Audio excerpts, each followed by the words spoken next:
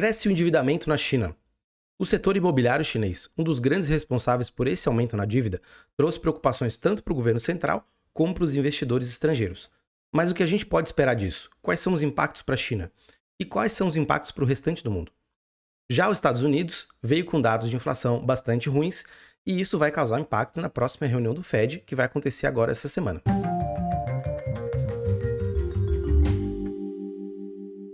Olá, meu nome é Bruno, eu sou economista e eu sou internacionalista. Esse é um vídeo mais do que especial, especialíssimo, porque a gente está comemorando aqui 1000 inscritos no canal. É uma marca que é muito difícil para atingir. 1000 pessoas, né? Muita gente, né? Se a gente parar para pensar, quem consegue reunir 1000 pessoas em qualquer ocasião ou lugar que seja, e eu me sinto lisonjeado. Obviamente que isso vem com uma responsabilidade, que é de continuar fazendo vídeos e trazer vídeos de qualidade, que é o que eu tento fazer aqui. E eu só consigo agradecer realmente. Vou continuar fazendo, vou continuar postando, vou continuar trazendo esses vídeos e continuar interagindo com vocês, que tem muitos comentários, o pessoal realmente vai e fala a sua opinião, comenta, diz o que acha, e eu incentivo vocês a fazer isso. Na medida do possível, eu sempre vou tentar responder e interagir com todo mundo aqui. Também estou nas outras redes sociais, Twitter, Instagram, quem quiser me seguir lá é @bhemming, né? Tá até no banner aqui do canal, mas sintam-se à vontade, né? Mas aqui no YouTube vou continuar trazendo esses vídeos, porque é importante, né? São partes de coisas que eu estudo, coisas que eu gosto, coisas que eu me importo, né? Que são importantes para a gente entender o mundo de hoje e a história, e a política, e a economia, e tudo isso me interessa. Então, sejam bem-vindos todos. Quem por acaso caiu aqui de paraquedas nesse vídeo e não é inscrito, vai lá, se inscreve, clica na sineta para receber as notificações, porque toda semana eu tô postando alguns vídeos. Eu ainda tô vendo aqui a regularidade que eu consigo entregar, mas toda semana vai ter mais de um vídeo com certeza. E eu realmente só tenho a agradecer. Aqui, né, como vocês já sabem, quem já está acompanhando ou quem está chegando aqui, eu reafirmo, esse é um canal de análise de economia, análise de política internacional e análise de finanças, coisas que eu estudo, coisas que eu gosto. Eu quero trazer aqui para agregar muito mais para todo mundo que assiste e para mim também, porque é muito bacana vir aqui pesquisar temas, revisitar outros, né, ou falar de alguns que eu já pesquiso correntemente. E é isso, né? Eu tomo esse tempo aqui do vídeo para agradecer demais, que é muito bom, né? E talvez, né, se vocês quiserem, até faça um vídeo aí falando um pouquinho sobre a carreira acadêmica, sobre trabalho de economista, né, as coisas que eu venho fazendo aí. Eu falo um pouquinho sobre isso, né, que tem mais a ver com o lado mais profissional e pessoal. Mas hoje eu não poderia deixar de não falar, né, sobre essa marca, que é muito importante para YouTube, mas especialmente para mim, que faço vídeos para as pessoas em geral verem e se conectarem com o tema, sem pretensão de qualquer coisa, mas como vieram, né, muitas pessoas e muitos inscritos em pouco tempo, eu realmente só tenho a agradecer e eu fico muito feliz. E isso me dá maior empolgação para fazer trabalho e maior empolgação para continuar produzindo conteúdo aqui no canal. Mas vamos pro vídeo de hoje, né? Eu trouxe duas temáticas que aparentemente elas parecem distintas, né? Ou não, né? Porque Estados Unidos e China têm uma rivalidade, mas em se tratando de sistema financeiro chinês ou da dívida na China e a inflação nos Estados Unidos, o elo entre essas coisas pode parecer um pouco solto, um elo fraco, mas na verdade não, e eu vou explicar aí ao longo do vídeo, fica até o final. Eu vou começar falando sobre a questão nos Estados Unidos, porque eu acho que é um pouquinho mais rápido, e depois eu vou passar para falar sobre a questão do endividamento na China. E o que o mercado imobiliário tem a ver com isso, e por que isso pode ser ou não uma preocupação, e se a China tem alguma ferramenta, quais são as ferramentas que ela está lidando com isso, o que o mercado acha, e qual que é a minha opinião em relação a essa situação que a China vive, assim como uma descrição do cenário como um todo, né? Os Estados Unidos, eles apresentaram uma inflação no mês de maio de 1%. É muita coisa. Se a gente olhar para maio do ano passado até maio desse ano, foram 8,6% de aumento. E os Estados Unidos ele já vem de uma trajetória combalida. Eu até fiz um vídeo no canal aqui falando, né, sobre o aumento de popularidade do Biden. De certa forma, ele está querendo dialogar com uma mudança que nos Estados Unidos eu vejo que é já um lugar comum entre republicanos e democratas. Não todos, obviamente, mas existem alas de ambos os partidos que veem a China tecnológica e com semicondutores e de alta tecnologia, como um perigo de segurança nacional. E a resposta do Biden foi trazer cadeias produtivas de volta para os Estados Unidos, fazer mais gasto estatal, e isso também com impacto no eleitorado dele, no eleitorado americano, e a popularidade dele tinha crescido um pouco, mas muito pouco, né? No vídeo eu até comentei isso, e agora ela declinou. E num momento muito sensível, esses dados econômicos eles vêm muito ruins, E isso para a administração Biden não é nada interessante. Por quê? Agora, no meio do ano, a gente vai ter as eleições de meio termo nos Estados Unidos, a midterm elections. Essas eleições são definitivas para todos os projetos que o Biden quer fazer passarem ou não no Congresso, nas casas, né, dos Estados Unidos, tanto o Senado como a Câmara dos Representativos, né? E se eles não passarem, a administração Biden vai cambaleando até o final. Isso não vai ser nada bom para a popularidade dele e, de fato, ele pode vir a perder a eleição no próximo ciclo eleitoral. O Trump não está morto, ele está aí, está fazendo a sua campanha, né, pelo mundo subterrâneo de mídias sociais, etc e tal, e ele ainda é uma força política muito relevante, inclusive no Partido Republicano, que faz oposição ao presidente Joe Biden. Mas o desempenho da economia americana realmente ele está deixando a desejar. O S&P 500 está numa queda, né? Esse é um dos principais índices da economia americana, junto com o Dow Jones e Nasdaq. Ele é um índice que reúne empresas que já estão nesses dois índices, né? E ele tem uma queda desde o ano passado, de dezembro do ano passado, de mais ou menos 23%. É bastante coisa. E o resto da economia americana também está sofrendo bastante com o aumento de preços. A gasolina aumentou muito, a energia aumentou muito. E isso, claro, vai impactar no que eu acabei de falar sobre a aprovação do presidente Joe Biden. Essa é uma questão que vai ter que ser discutida nos Estados Unidos. E o Fed, né, que é o Banco Central dos Estados Unidos, o Federal Reserve, a Reserva Federal, vai fazer essa discussão, que é uma discussão bastante aplicada, que é de aumento de taxa de juros. As taxas de juros nos Estados Unidos estão na base de 0,75% ao ano, e podem chegar a 1,25 na próxima reunião, ou até um pouco mais. E no final do ano já há uma discussão sobre a possibilidade dela chegar a 3%.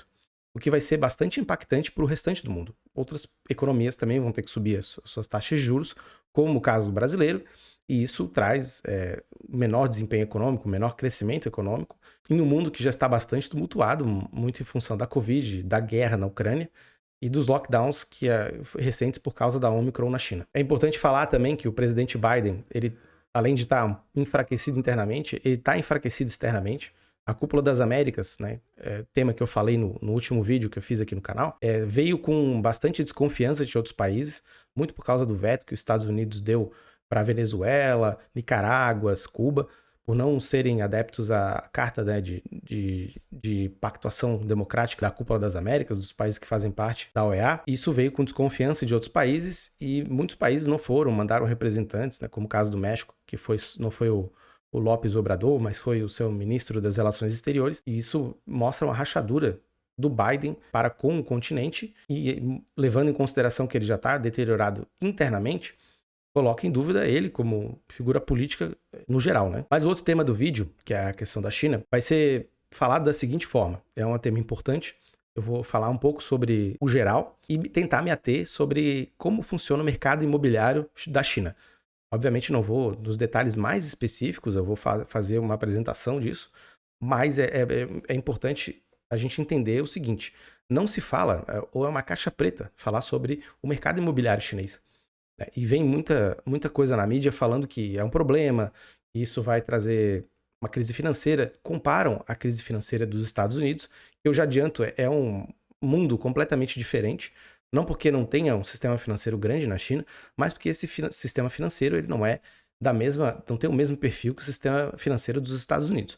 Porém, é sim preocupante, de certa forma, mas eu vou explicar como é preocupante e por quê e quais os impactos isso pode causar para a China e para o restante do mundo. Algumas cidades na China que estavam em lockdown, principalmente Xangai, acabou com o lockdown, as pessoas voltaram à rua e já há uma perspectiva de crescimento lá na China. As bolsas de valores, né, os principais índices da China têm apresentado um bom desempenho, né, isso em vários setores. E claro que a gente espera que vá retornar o crescimento para o Brasil, isso é ótimo, porque a China importa muito do Brasil e tem a questão relacionada às commodities. Só que esse lockdown todo não vai acontecer sem algum tipo de marca, sem algum tipo de efeito colateral. Não que seja diretamente relacionado com o mercado imobiliário, porque isso já é um problema de antes, mas isso também vai ajudar a aumentar o problema que já estava existente na China. O mercado imobiliário chinês é um mercado que está enfrentando um problema muito grande de liquidez agora. Ele está apresentando um déficit de 900 bilhões de dólares, sendo que quase metade disso está relacionado com a queda das vendas do mercado imobiliário. Ou seja, isso também tem a ver com um período que a China vive de Covid, tem a ver com os lockdowns, e isso precisa ser resolvido, mas a questão também vem de antes. As dívidas das províncias chinesas, que também são responsáveis por fazer a gestão das propriedades das terras e também fazer o financiamento de muitos projetos imobiliários, estão cada vez mais se endividando e estão enfrentando problemas. Elas tiveram receitas fiscais diminuídas por causa do lockdown, e muitas delas estão com um endividamento muito grande, um decrescimento econômico muito grande. Shenzhen é um exemplo disso, que tem uma receita fiscal que foi diminuída em 44% no comparativo de ano a ano, e isso é bastante ruim, sendo que o mercado imobiliário também tem um impacto muito grande no PIB desses governos regionais da China, dos governos locais, e na China como um todo. O governo chinês, Pequim, né, vai interferir nessa questão, mesmo não fazendo um investimento muito grande em infraestrutura, que faz parte das atribuições dos governos regionais. O setor imobiliário ele vai ser, de certa forma, salvo, ele vai ser, de certa forma, abraçado pelo governo para que não haja um problema muito maior. Mas a questão que fica é, por que o governo chinês quer salvar, por que ele precisa salvar o mercado imobiliário chinês? Por que esse mercado é tão importante? O mercado imobiliário chinês ele participa de 7% do PIB, mas se a gente olhar todo o impacto que ele causa na economia chinesa, tanto no setor de infraestrutura, o setor de serviços e outros setores, né, ele pode chegar a 30%, que é uma marca bastante grande, bastante significativa, e realmente uma queda na produção, uma queda nas vendas, uma queda no setor, na atividade do setor, vai trazer impactos para a China. O setor imobiliário e a sua importância na China já tem um histórico bastante interessante da gente observar. Lá na China tem um costume, uma cultura, né, de se comprar imóveis, porque isso faz parte de uma sinalização para a sociedade, né, enquanto a pessoa que trabalha, né, o homem, a mulher que trabalha, que eles estão prontos para casarem, né, e constituir família. Além disso, o negócio tem se mostrado muito lucrativo ao longo dos anos. O preço do metro quadrado subiu bastante, como a gente pode ver. E não por acaso a incorporação imobiliária cresce nos últimos anos, na última década, 21% ao ano na média, ou seja, crescimento bastante grande. E tem questões relacionadas a esse setor que eles trazem um risco bastante importante da gente analisar. É um setor que depende muito para continuar operando de pré-vendas, de vendas antecipadas para continuar operando, né? Então recebe esse dinheiro em caixa e vai fazendo os investimentos que eles estão pendentes. 1/3 do capital do setor imobiliário, ele não vem de um financiamento próprio, mas vem de bancos, vem de terceiros, de dinheiro de terceiros, o que coloca também o setor financeiro em uma exposição maior. E uma das questões mais importantes é a relação do setor imobiliário com as províncias, os governos locais. Por quê? O setor imobiliário e a gestão da terra é dominada, né, ou seja, é feita, é descentralizada para os governos provinciais, como Shenzhen, como Xangai, e esses governos fizeram disso um negócio. Muitas das receitas que esses governos têm, tanto de venda de terras como fiscais, são derivadas dos negócios imobiliários que se dão nessas cidades. O que esses governos eles fizeram? Eles não podem contrair empréstimos de mercado, então eles fizeram um tipo de título que eles chamam de Local Government Finance Vehicle, ou seja, uma instituição para captar dinheiro no mercado e financiar investimento de construtoras e incorporadoras no solo dessas localidades, esses governos locais. Isso é mais ou menos a atividade do que é chamado de shadow banking, né, que foi um dos grandes problemas na crise dos Estados Unidos. Essas instituições que são dívidas que não são incorporadas dentro das contas dos governos provinciais, dos governos locais, eles são responsáveis por fazer esse financiamento e são responsáveis também por fazer uma captação de mercado e vender títulos no mercado. Esses títulos eles são a forma de financiamento principal e eles são incorporados no sistema financeiro chinês como um todo. Se a gente olhar, né, isso tem alguma semelhança sim com a crise de 2008, mas é diferente porque existem regras diferentes na China para o sistema financeiro funcionar e porque desde 2020 o governo chinês ele já vem colocando algumas regras para a atuação das construtoras e para a atuação desses tipos de shadow bankings. Ele colocou 3 regras que basicamente, né, em resumo, elas são a impossibilidade da relação ativo e passivo dessas empresas ser acima de 70%, ou seja, elas não podem ficar muito endividadas, da mesma forma que elas não podem se alavancar e elas precisam ter uma reserva de caixa bastante significativa para elas operarem e não precisarem sempre ficar recorrendo a recursos de terceiro para operarem obras anteriores, né, para terminarem obras anteriores, o que é uma prática realmente muito ruim. Isso daí teria que ser atendido em algum momento e o governo chinês já se antecipou. Esse tipo de ação colocou a Evergrande, que é um dos focos aí de preocupação ocidental, né, sob um escrutínio muito grande, ela que captava dinheiro também, junto aos governos locais, mas fazia a captação externa, né? Dinheiro externo, financiamento externo. Isso colocou ela numa incapacidade de liquidez, de certa forma de solvência, porque as dívidas elas ficaram se acumulando e o patrimônio dela não foi dando conta dessa operação que ela foi fazendo ao longo do tempo, que o governo chinês acabou, pelas limitações que ele impôs, quebrando ela. Ela está sendo reestruturada agora, mas o sistema como um todo ele ficou combalido. As práticas anteriores do setor imobiliário chinês tiveram que ser revistas. Outras incorporadoras, além da Evergrande, como a Caixa, a Shimao, têm dívidas importantes, né? A Caixa na casa dos 400 milhões de dólares, né? Convertendo para dólares, e a Shimao na casa de 140 milhões de dólares.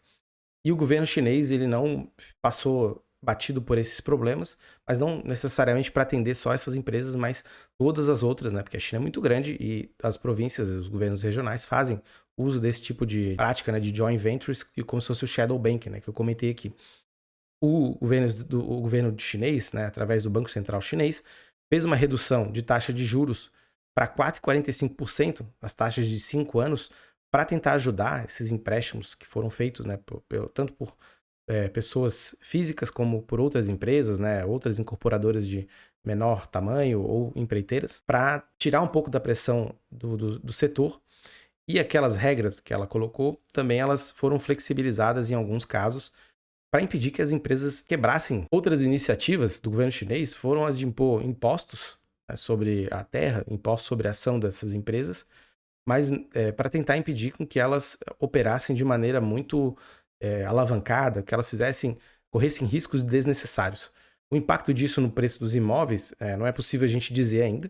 Em tese, quando se aumenta imposto, é normal que isso passe para o preço final dos apartamentos, das casas, dos empreendimentos imobiliários, né? No geral, os comerciais, tanto quanto os residenciais. Mas na China, como existe um controle do preço da terra relativo, isso não se verificou até o momento, mas é preciso esperar um pouco, porque essas medidas também estão sendo tomadas agora.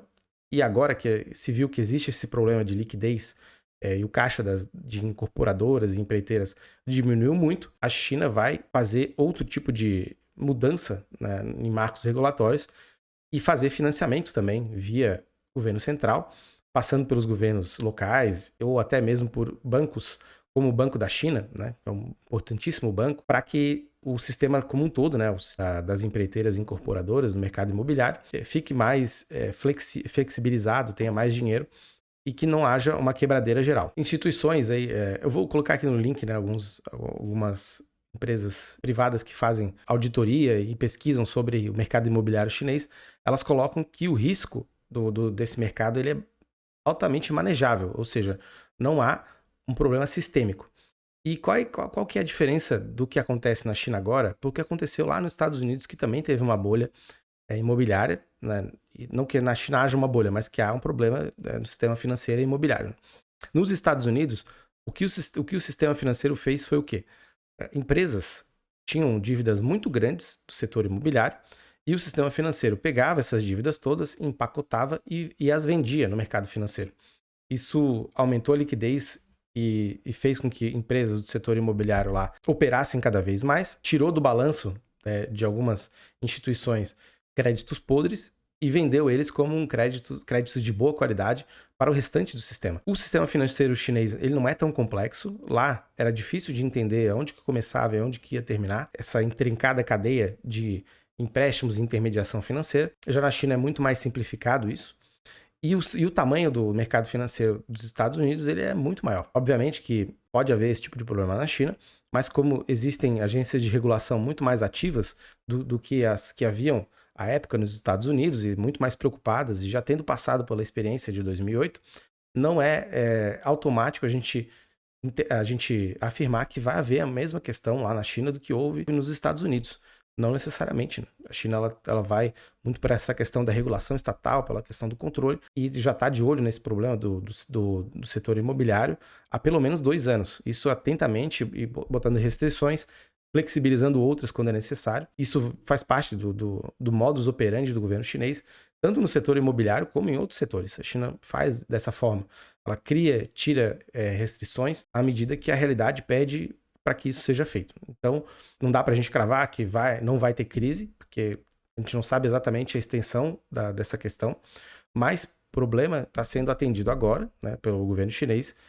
E se está sendo atendido agora antes de causar um problema muito grande, não está sendo negligenciado como foi nos Estados Unidos, é de se esperar que haja alguma solução. As questões econômicas envolvendo lockdowns e a Covid também vão impactar nisso, então é preciso esperar para ver aonde que o mundo vai rumar na questão da pandemia. Mas por hora a gente coloca o problema, né, para discussão, a gente vê, a gente analisa ele e o que eu acredito que vai acontecer é que a China vai tentar desarmar essa bomba o mais rápido possível e se precisar, ela vai inclusive incorporar essa dívida no seu erário, né, no governo central, para impedir que isso vire uma crise econômica. E para o restante do mundo não há possibilidade assim do impacto como foi da crise de 2008. Primeiro porque a China não tem a moeda internacional, o mundo não negocia ativos chineses, porque a China é uma economia que tem uma conta de capitais fechada, ou relativamente fechada. Não é da mesma forma que os Estados Unidos, ou até que o Brasil. Você pode tomar a posição na moeda local e comprar ativos locais. Lá não é dessa forma, você tem uma série de regulações, você tem algumas limitações. Elas foram relaxadas nos últimos tempos, mas elas ainda estão lá. Mas por hoje era isso. Esses são os temas que eu vim trazer. De novo, agradecer demais o esforço, né, de todo mundo aí que está acompanhando essas análises. E bom ver que tem muita gente gostando. E eu vou continuar com elas. Mas por hoje era isso mesmo. E até a próxima. Tchau, tchau.